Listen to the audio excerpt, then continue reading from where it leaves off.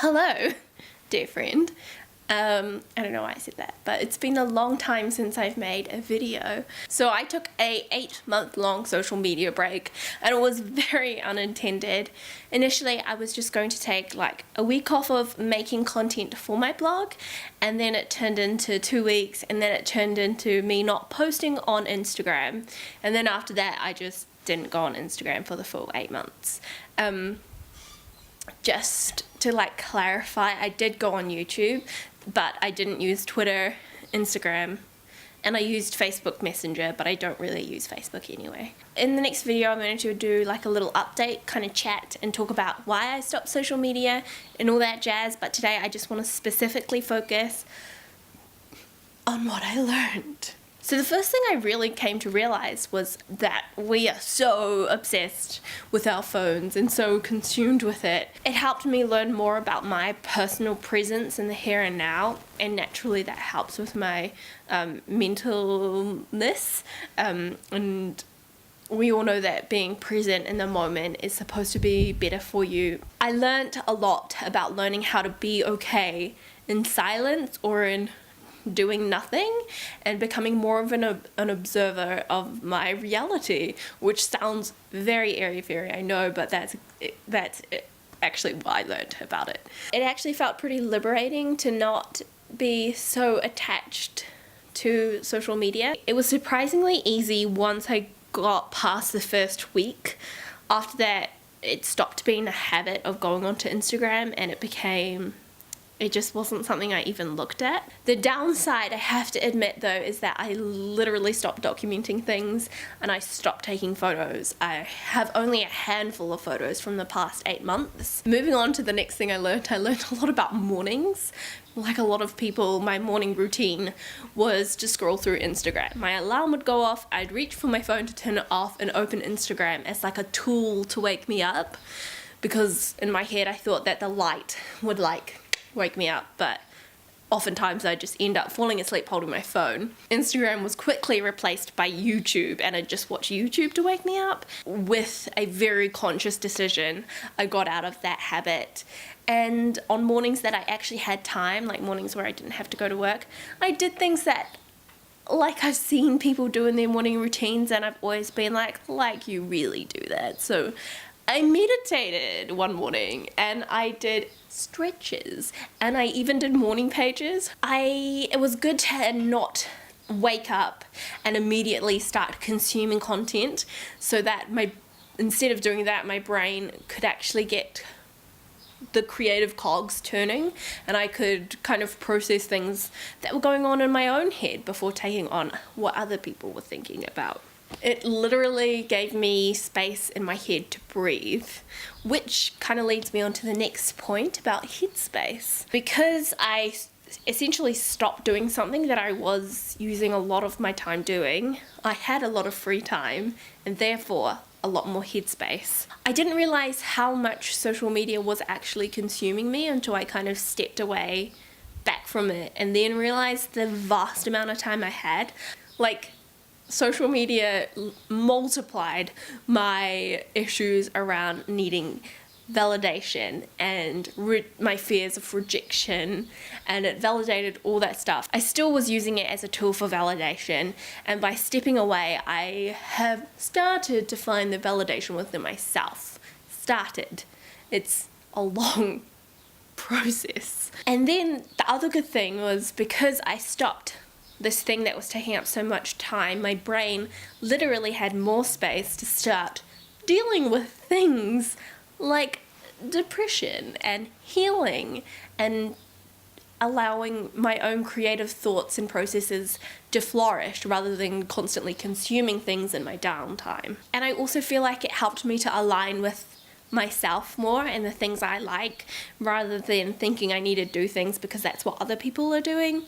So I realized, in a corny way, it helped me to find myself again, which kind of also leads me to the next point. Comparison, validation, and friendships. It helped me to stop comparing my life to other people on Instagram specifically, because inevitably I still do that in real life. But it helped me to take a further step away from it and stop feeling that envious like FOMO or whatever. I also obviously stopped worrying about numbers because I haven't been putting out content on my blog or YouTube, so I didn't care about views, I didn't care about the amount of likes I got or the comments, and that was really freeing. I also realized that if I wanted to catch up with people, or like people from my real life, or if I wanted to befriend someone, I had to actively pursue them, and like I couldn't just stalk them on Instagram or leave a nice comment or something. I had to actually put a lot of effort into these things. Making friendships that are real and lasting are a whole lot of work, and because my brain's processing stuff and I'm not talking to people, I'm not putting in that work, and therefore I don't nourish the friendships that I have/had. And like I said before, I started to turn inwards for that validation rather than seeking it from an outside source, which is a really ideal situation, I guess, but it's like idyllic. It's like a dream for me because for the longest time I've hated myself. I'm not going to get into my self-worth issues right now, but it helped me to try and seek some validation from myself and kind of learn to like myself. So it's a small step, but it is a necessary step I have to take in my healing process. So let's talk about boundaries. Having a break away from social media gave me a chance to really reflect on my privacy and my boundaries, and yeah, I think that it will completely change the way that I use social media. Like, mindless scrolling won't necessarily be a thing. Everything I do, I think I'm going to do with a real conscious decision. I realize that I need to have some boundaries in place. Like, sure, I can still follow people and engage with people and like consume it, but I also need to live my own life and not live vicariously through others and therefore get jealous of them and all that. I don't know, I have to strike a balance between, and I think we all do, I think we all need to strike a balance between creating content, if you create content, consuming content, and literally just living. So that's the next part of this journey, I guess, is learning how to find that balance. Because for the past 8 months, I have just been living and not creating any content. And now, because it's Christmas time, I won't get back into that. But I don't exactly know yet how to balance things. So if I learn something, I'll share it with you, I guess. But yeah, so that is kind of my takeaway from my 8 months of social media. It really wasn't meant to be that long, but I do think it was incredibly beneficial to me, and I am really excited. It helped me to realign with the fact that I do like making videos, because for a long time I just thought it was a weird hobby I did, and I have done it for so long that I lost the reason why I did it, and I lost that drive and enthusiasm.